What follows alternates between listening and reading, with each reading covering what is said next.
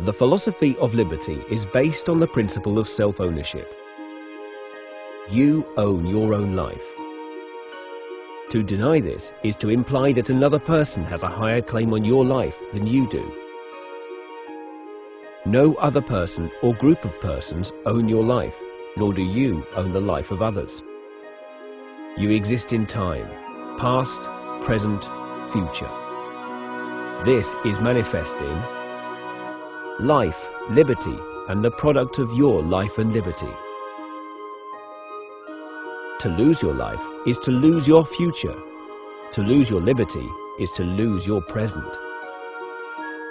And to lose that product of your life and liberty is to lose that portion of your past that produced it. A product of you, life, and liberty is your property.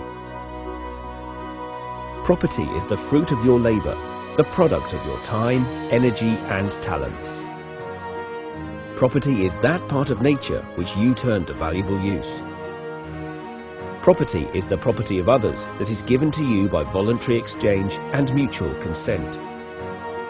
Two people who exchange property voluntarily are both better off, or they wouldn't do it.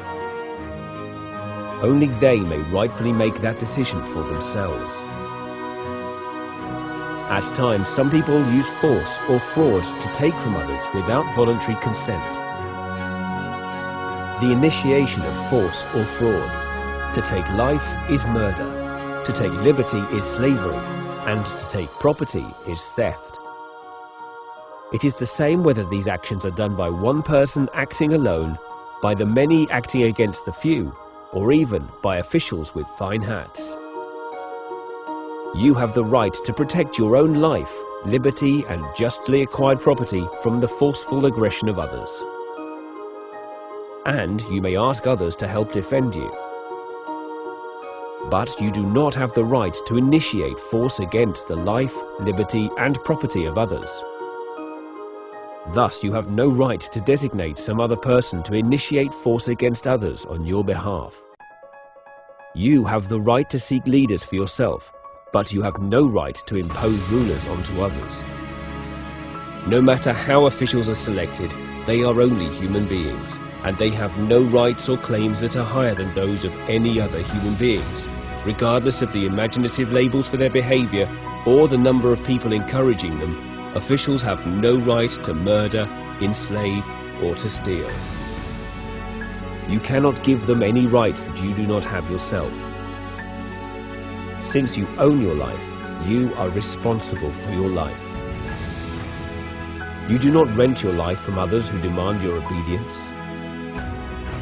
Nor are you a slave to others who demand your sacrifice. You choose your own goals based on your own values.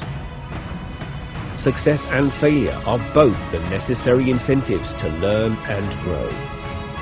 Your actions on behalf of others, or their actions on behalf of you, is virtuous only when it is derived from voluntary, mutual consent. For virtue can exist only when there is free choice. This is the basis of a truly free society. It is not only the most practical and humanitarian foundation for human action, it is also the most ethical. Problems in the world that arise from the initiation of force by government have a solution.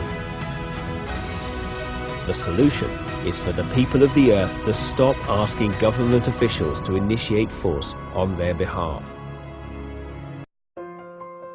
Evil does not arise only from evil people, but also from good people who tolerate the initiation of force as a means to their own ends. In this manner, good people have empowered evil people throughout history. Having confidence in a free society is to focus on the process of discovery in the marketplace of values, rather than to focus on some imposed vision or goal. Using government force to impose a vision on others is intellectual sloth and typically results in unintended, perverse consequences. Achieving a free society requires courage to think, to talk, and to act, especially when it is easier to do nothing.